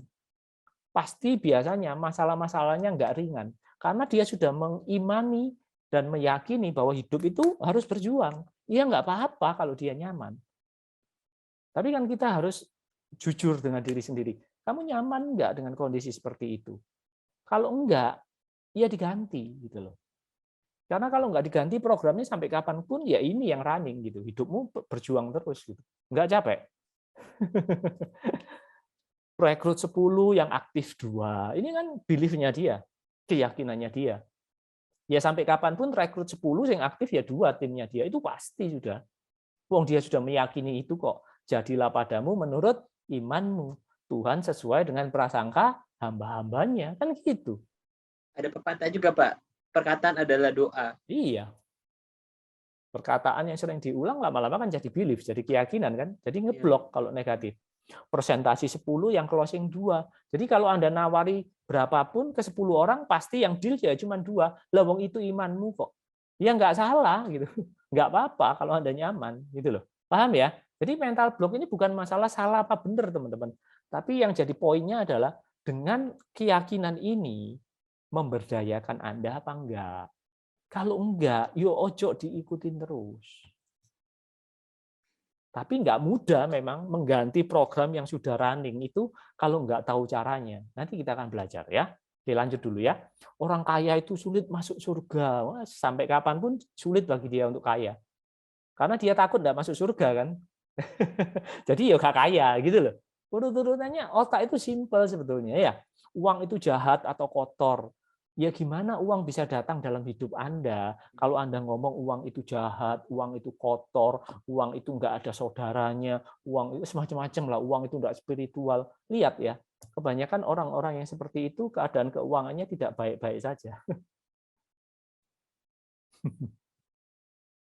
Ya, kan nggak mungkin uang bisa datang.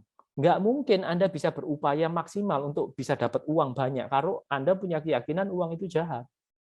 Uang itu kotor, yang ada tanpa Anda sadari, Anda membuat uang itu nggak hadir dalam hidup Anda. Ataupun kalau hadir, nggak banyak. Ataupun kalau banyak, nggak lama biasanya, bocor. Pernah ngalami kayak gitu?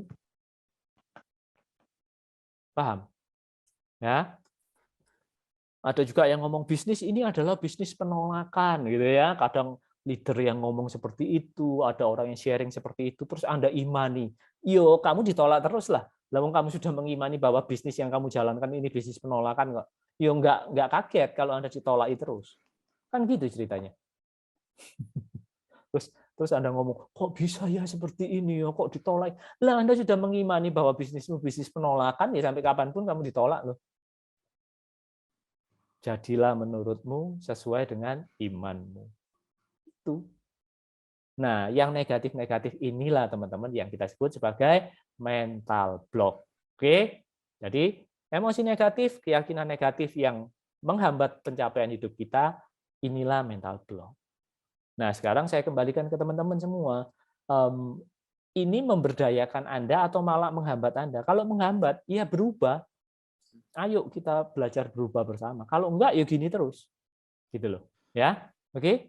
Paham ya? Masih banyak nih contoh-contoh belief-belief seperti ini. Kalau kita mau petanin satu-satu sampai besok pagi kita nggak selesai. Yang jadi pertanyaan berikutnya adalah dari mana data atau program ini berasal? Dari mana mental block ini berasal? Ya seperti tadi yang kita sudah bahas gitu. Dari peristiwa masa lalu yang kita alami, yang kita tanpa sadar, entah tidak, akhirnya jadi program. Ya dari situ. Dari masa kecil, masa lalu. Pokoknya dari masa lalu, teman-teman. Mental block itu. Dari peristiwa yang sudah Anda alami. Ya. Oke, nah sekarang kita akan belajar. Oke, coach, saya tahu bahwa mental block itu merugikan, tapi saya bingung nih, saya ada mental blocknya enggak gitu ya. Kadang ada orang yang enggak nge gitu ya kalau ada mental block. Ini saya berikan kepada Anda beberapa ciri-ciri seseorang itu memiliki mental block. Ya, oke. Ada banyak ciri-cirinya, Anda cek nanti yang mana yang mungkin ada yang sesuai dengan Anda. Yang pertama, biasanya ciri pertama adalah orang itu sudah usahanya maksimal menurut dia, tapi kok berat sekali ya, atau bukan berat, misalkan banyak hambatan untuk mewujudkan apa yang diinginkannya. Ini bisa jadi ada indikasi mental block. Jadi ibaratnya Anda ngegas, tapi kok kayaknya nggak maju-maju ya. Padahal Anda sudah mengeluarkan potensi diri Anda yang terbaik. Anda sudah melakukan apa saja yang bisa Anda lakukan, tapi kok hasilnya gitu-gitu saja. Jangan-jangan ada mental block. Sama, kayak ibaratnya Anda punya mobil nih, handremnya lagi terpasang. Anda ngegas gimana pun, ya mobilmu bisa jalan, tapi pelan, berat. Lama-lama jebol ini mesin. Kenapa? Ada handrem yang terpasang. Sama. Jadi kalau Anda mengalami ciri-ciri ini, mulai curiga. Jangan-jangan ada mental block. Kayaknya saya ada mental block. Ya nggak apa-apa. Kejujuran adalah awal mula untuk perubahan. Jangan sok-sokan. Ya, oke? Maksud saya. Ya, jadi Anda sudah kelihatannya usahanya maksimal, tapi sulit mewujudkan impian-impian Anda. Bisa jadi Anda ada mental block. Yang kedua, ciri berikutnya adalah ini, Anda mengalami pola masalah yang berulang. Jadi Anda mengalami satu masalah berulang-ulang ya gitu-gitu terus. Peristiwanya bisa berganti-ganti, tokoh-tokohnya bisa berubah-berubah, tapi ujungnya selalu seperti itu. Contoh misalkan, setiap kerjasama bisnis Anda selalu ditipu. selalu ditusuk dari belakang, selalu bubar di tengah jalan, dan itu berulang, itu pasti indikasi mental block. Masih ingat ya, mental block itu program. Jadi kalau namanya program pasti berulang. Paham? Paham, Pak. Ya, Pak, ya. kalau misalnya kita ditolak pasangan nih Pak, itu termasuk juga nggak Pak? Kalau terus-terusan ditolak bisa Iya. jadi, Pak. Orangnya beda tapi ujungnya sama. Ujungnya sama, bisa jadi. Bisa jadi. Ya. Ada sesuatu di dalam diri kita yang kita nggak sadar kenapa kita membuat ditolak oleh pasangan kita. Jadi peristiwanya berulang. Atau Anda bangun tim, setiap bangun tim hampir besar mesti runtuh. Mau bangun tim hampir besar mesti runtuh. Berulang. Bisa jadi itu. Bisa paham ya? Atau apalagi contohnya pola masalah berulang. Sering ditipu. Iya. Bisa. Ya. Jadi macam-macam. Intinya pokoknya lebih dari 2 kali. Anda sudah harus curiga, itu pasti ada mental block biasanya. Kalau melakukan cara yang sama itu mental block bukan Pak? Kita udah tahu gagal tapi iya, caranya sama. Pasti Pak, karena Anda nggak mau berubah. Mau berubah tapi ada yang nahan di dalam dirinya. Itu kan bagian dari mental block seperti yang tadi kita bahas. Jelas ya Pak Lukas? Oke.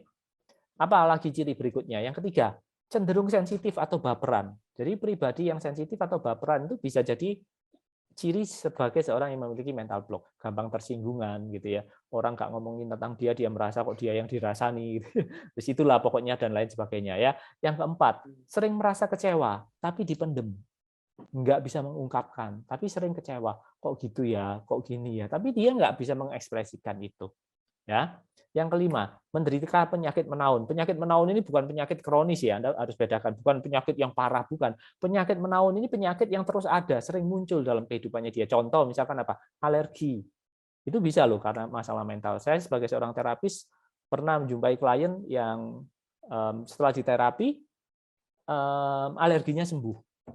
Ternyata itu karena dipicu masalah mental, teman-teman. Ya, penyakit menaun itu gitu, batuk terus, gampang batuk, gampang pilek, setiap bangun pagi misalkan selalu meler hidungnya gitu ya, batuk.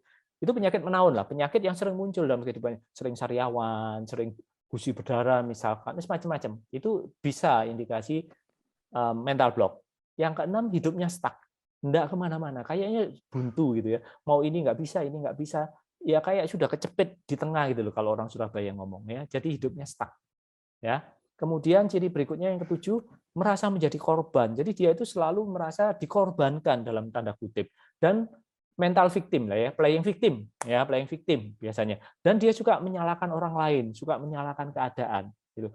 Semua yang terjadi dalam hidup dia itu salahnya ini, salahnya ini, salahnya ini. Dianya enggak salah. Wong dia korban kok. Nah, orang yang seperti itu, orang yang sudah punya mental korban seperti itu, pasti dalam kondisi berdaya apa tidak berdaya? Kondisinya pasti tidak berdaya. Kalau orang kondisinya sudah tidak berdaya, bagaimana dia bisa maju? Berarti orang yang suka playing victim sebagai indikasi ada mental block dalam kehidupannya dia.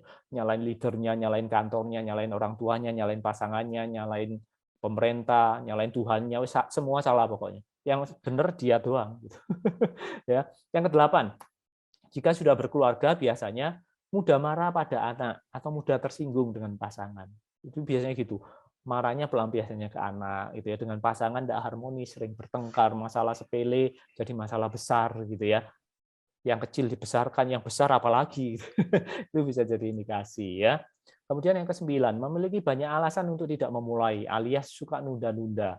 Itu indikasi paling mudah kita lihat ada mental block pasti di situ.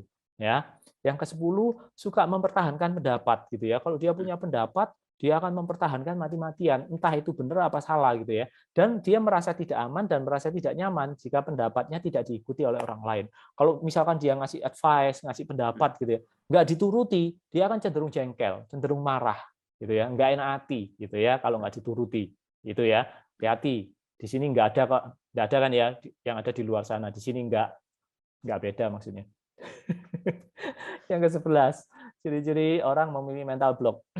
Masalah datang bertubi-tubi. Iya, memang selama kita hidup masalah ada gitu. Tapi kalau itu bertubi-tubi, Anda harus curiga. Ya, kok sampai segitunya? Pasti ada sesuatu kan gitu ya. Ini hampir mirip dengan mengalami masalah yang berulang di awal tadi ya. Sering marah, sering jengkel, tapi nggak tahu Karena apa marahnya? Ya pengen marah aja, tiba-tiba jengkel gitu loh. Tiba-tiba pengen marah. Penyebabnya apa ditanya? Nggak tahu. Tiba-tiba dari dalam pengen marah aja gitu. Dan nggak tahu harus bagaimana menyikapi itu. Ya, ini juga sebagai tanda-tanda adanya mental block dalam diri seseorang.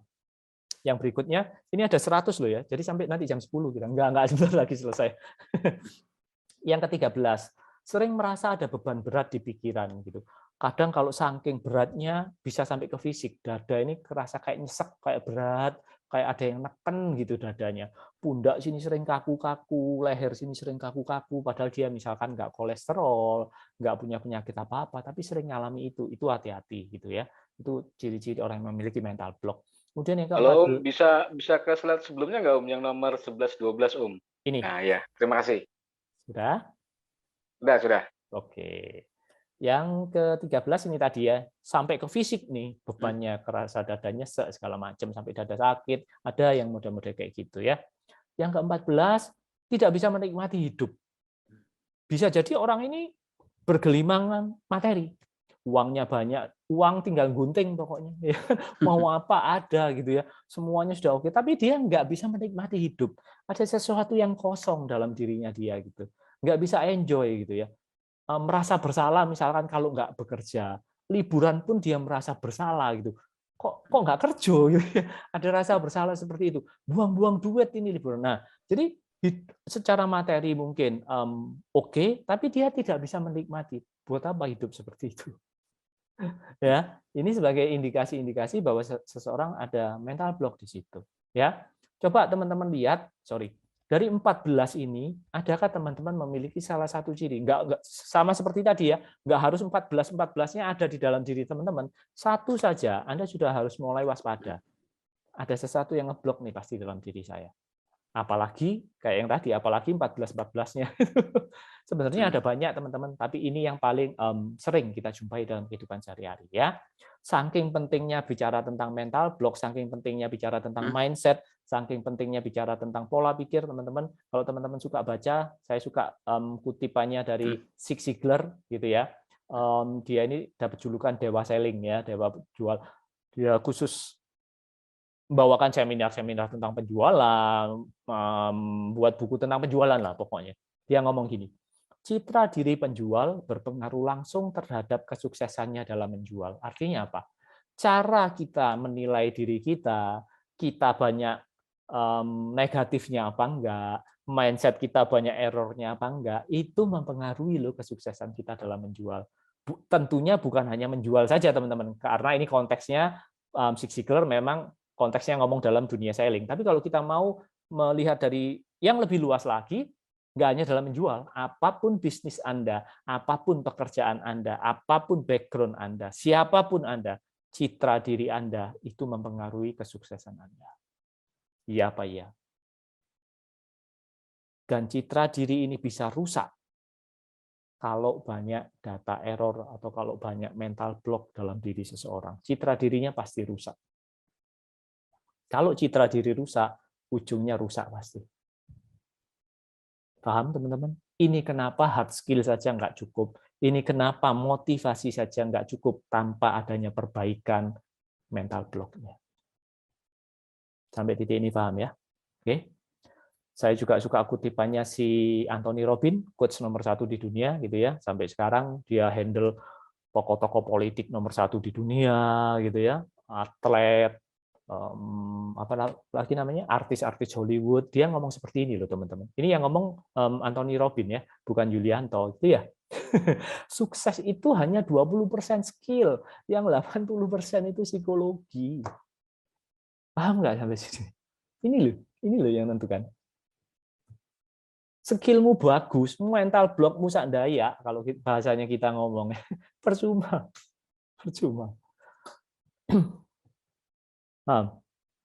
Semakin jelas ya, benang merahnya semakin kelihatan ya.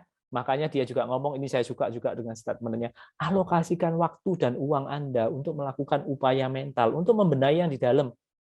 Bahasanya itu mulai sekarang sampai seterusnya, mulailah mengalokasikan dana dan waktu Anda untuk investasi leher ke atas ini loh.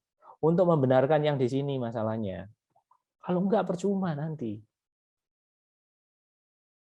Jangan cuma action saja tanpa ada pembenahan di sini. Terhambat biasanya. Oke, paham ya sampai sini ya? Paham ya? Ini agak molor sedikit, nggak apa-apa ya. Biasanya 8:30 kita udah selesai. Molor sedikit nggak apa-apa, teman-teman. Nggak apa ya. Saya usahakan secepatnya nih selesai. Jadi intinya sebagus-bagusnya mobil Anda gitu ya. Mau Ferrari yang harga 50M, 100M, ya mobilnya bagus, tapi drivernya ini bermasalah. Nabrak terus ini mobil, percuma. Kamu ganti mobil lagi, baru lagi, nabrak lagi. Sampai kapan? Sampai drivernya bertobat. Sampai drivernya merubah cara dia setir mobil. Itu kan gitu. Artinya apa? Sebenarnya kalau kita mau jujur ya, jujurly gitu ya. Bahasa anak-anak sekarang jujurly, apalagi literally, semacam-macam lili yang lain-lainnya ya. Kalau Anda jujur ya, sebenarnya bukan masalah di bisnis, seringkali bukan masalah di bisnisnya, bukan masalah di bisnisnya gitu. Tapi pelaku bisnisnya dengan mindset yang salah membuat bisnis itu nggak jadi.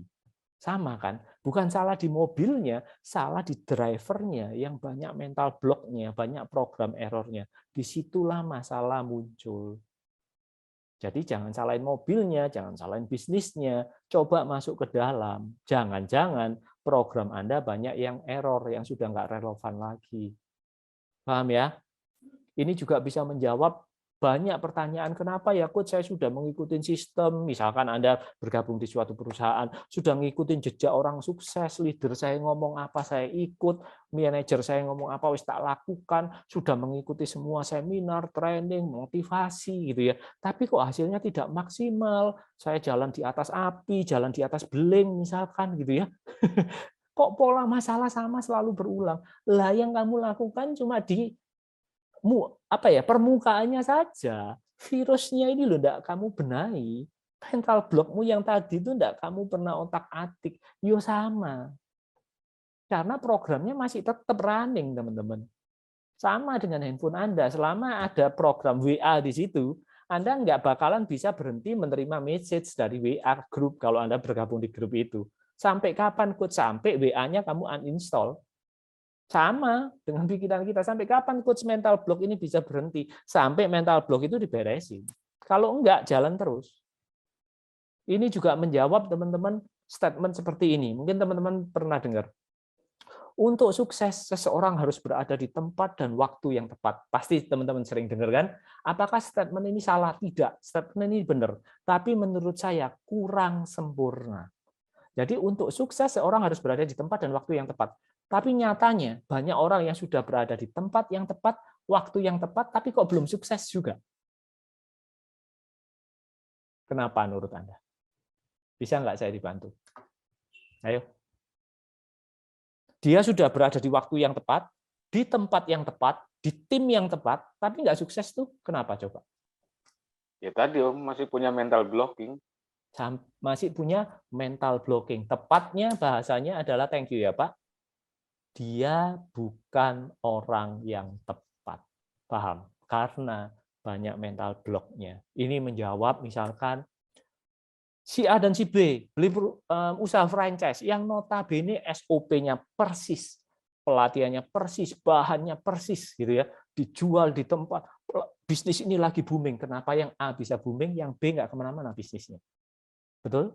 Ya karena bisa jadi dia bukan orang yang tepat. Dia bukan orang yang punya program yang tepat.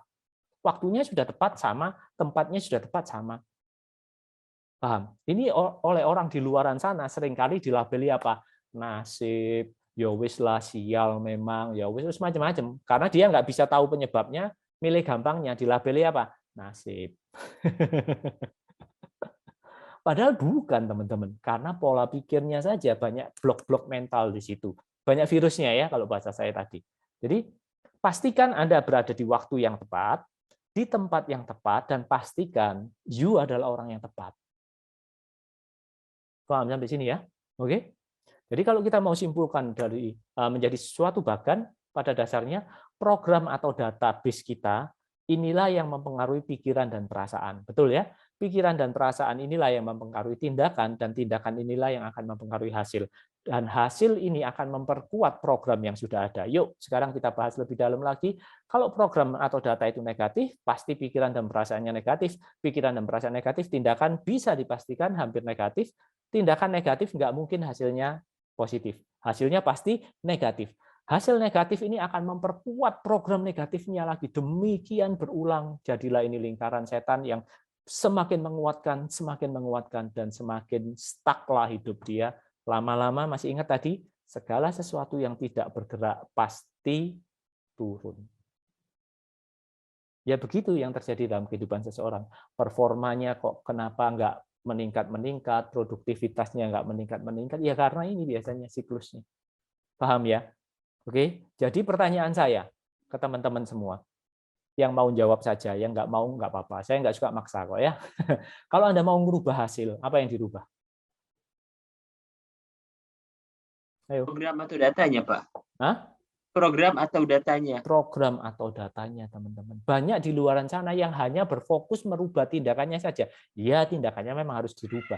Tapi di luar itu yang paling penting, rubah programnya dulu. Paham ya sampai sini ya? Karena ujung pangkalnya itu di sini. Mental block itu ya ini kan. Oke, semuanya jelas ya? Oke. Jadi sebenarnya masalah umum pada manusia itu adalah dia sebenarnya sudah tahu kok apa yang harus dilakukan. Betul nggak? Tapi dia tidak melakukan apa yang sudah mereka ketahui tersebut. Kenapa? Mental block tadi. Jadi kayak ada yang menghalangi di dalam. Mau maju, ada yang narik mundur. Mau ngegas, ada yang ngerem. Kan ya capek kalau lama-lama kayak gitu. Tarik ulur, gak maju-maju. Paham ya? Sudah belajar ini, sudah belajar itu, sudah bekerja keras, sudah banting tulang, kadang banting piring, banting gelas, gitu. Pergi hari masih gelap, pulang hari sudah gelap, masa depan masih gelap. Ya ini biasanya. Oke, semakin jelas ya teman-teman ya.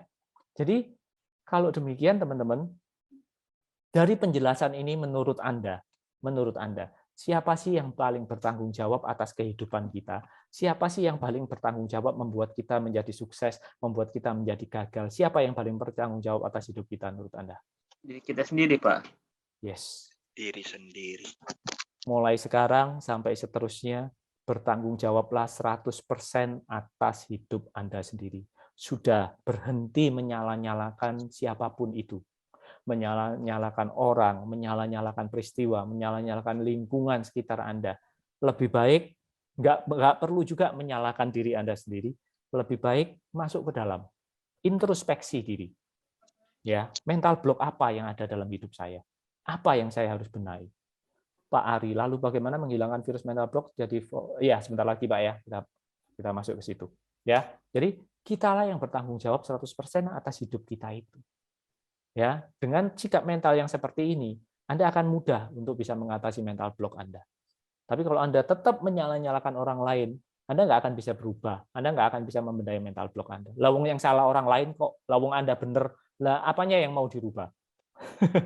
Ya, oke, paham ya? Jadi intinya, kalau kita mau simpulkan teman-teman, cara kerja mental block itu kayak eskalator ini loh. Seumpama Anda mau naik ke lantai 2, naik eskalator, normalnya kan Anda naik eskalator yang arahnya naik. Jadinya gampang. Betul. Tapi kalau seseorang yang punya mental block itu seumpama dia mau naik ke lantai 2, tapi eskalatornya turun. Jadi Anda berupaya keras gimana, nggak akan maksimal. Anda pengen naik, eskalatornya turun. Berusaha lagi naik, eskalatornya turun. Pertanyaan saya, bisa nggak Anda sampai ke lantai 2 meskipun eskalatornya turun? Bisa nggak? Tolong saya dibantu jawab. Bisa nggak? Bisa Pak, tapi susah Pak. Bisa tapi susah. Ada jawaban yang lain nggak? Nggak bisa, Pak. Nggak bisa. Oke. Jawaban yang lain? Jawabannya adalah bisa. Tapi upaya, energi yang Anda keluarkan harus ekstra keras. Anda harus bisa mengimbangi, bukan mengimbangi ya, lebih cepat dari eskalator yang turun itu. Bisa nyampe di sana, bisa. Tapi begitu Anda nyampe ke atas, Anda kecapean. Sama dalam kehidupan sehari-hari. Apakah mental block perlu saya bersihkan, Coach? Perlu saya bereskan? Kalau Anda mau hidup Anda jauh lebih mudah, ya dibereskan. Tapi kalau enggak, Anda akan capek. Anda bisa kok mencapai impian-impian Anda dengan mental block yang tadi, dengan emosi-emosi negatif, dengan belief-belief negatif, bisa nggak mencapai impian Anda? Bisa. Tapi di saat Anda mencapai itu, Anda kecapean biasanya. Biasanya yang paling kelihatan nantinya ujung-ujungnya fisiknya sudah mulai kena, ya kan? Kesehatannya mulai terganggu, hubungan keluarganya mulai renggang karena kerjanya terus gila-gilaan gitu ya. Terus karena dia harus melawan mental block-nya gitu loh. Mental block-nya dilawan tambah kuat gitu. Alhasil intinya saat dia mencapai apa yang dia inginkan, masalah-masalah baru muncul. Itu biasanya kayak gitu. Kenapa? Karena tidak selaras.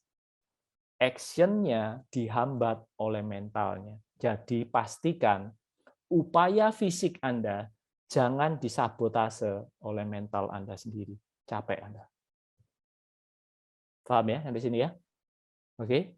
Nah, jadi gimana dong caranya merubah mental block menjadi mental booster, atau intinya membenahi mental block itu gitu ya, supaya kita selaras. Seumpama kita naik eskalator, kita naik ke atas, eskalatornya juga ke atas, malah membantu kita. Cara pertama, langkah pertama adalah terima dan akui ada mental block dalam hidup Anda. Jangan sok-sokan, nggak apa-apa, aku rapopo, yo. Ya nggak bisa.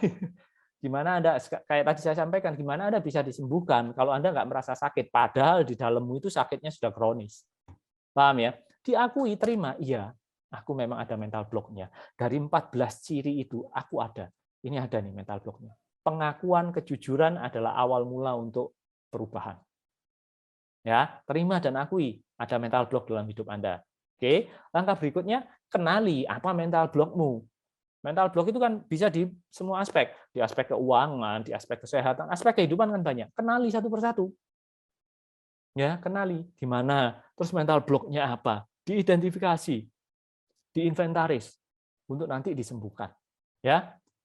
Yang ketiga, setelah dikenali, bisa satu, bisa lebih dari satu, bisa banyak enggak, Coach? Bisa bervariasi tergantung masing-masing orang, tergantung juga kejujuran dan keterbukaan dia untuk mengakui itu. Setelah ditemukan, dibereskan mental block-nya. Ya diselesaikan, yang tadi emosi-emosi negatifnya, keyakinan-keyakinan yang enggak memberdayakan, ya sudah diganti. Kayak gitu, itu cara gampangannya. Ya, dibereskan. Setelah dibereskan, gantilah dengan data atau program yang baru. Ya, setelah virusnya ini hilang, di-clean, ya dikasih program yang penggantinya, yang memberdayakan Anda. Kayak gitu. Ya 4 langkah ini sebenarnya teman-teman bagaimana merubah mental block menjadi mental booster. Ya, jelas ya? Oke, kalau jelas saya lanjut dulu ya. Jadi lakukan step-step ini. Ya. Kemudian yang saya mau sampaikan ke teman-teman ini apa ya? Coba jadikan pola pikir baru kalau Anda memang belum punya pola pikir seperti ini. Sekali lagi ini saya mau menekankan bahwa mindset, pola pikir itu penting. Jadi investasi yang penting dalam hidup ini sebenarnya saya bukan meremehkan emas sama properti, enggak, kita ngomong dalam konteks mental blocks ya. Investasi yang lebih penting dari emas dan properti itu sebenarnya investasilah untuk selalu apa? Memberikan edukasi ke pola pikirmu, mengembangkan pola pikir, mempertajam otakmu, meningkatkan skillmu, mengupgrade skillmu dengan banyak belajar. Dengan Anda banyak belajar, Anda tahu, oh masalahku di sini, oh cara membenahinya kayak gini. Itu loh teman-teman. Karena kalau mental block ini Anda terus-teruskan, lama-lama dia akan merembet. Namanya penyakit, kalau nggak disembuhkan, nggak ada yang namanya sembuh sendiri, itu nggak ada. Pasti merembet. Merembetnya nanti kemana-mana. Kalau udah kemana-mana, semakin sulit nanti dideteksi, semakin sulit dibereskan. Makanya kalau teman-teman mau bereskan, ayo kita belajar bareng bereskannya. Saya mungkin nggak bisa share teknik detailnya malam hari ini karena keterbatasan waktu. Nanti kalau kita berjodoh, kita ketemu di sesi berikutnya untuk belajar tekniknya bagaimana. Cara untuk benar-benar membereskannya itu kayak gimana.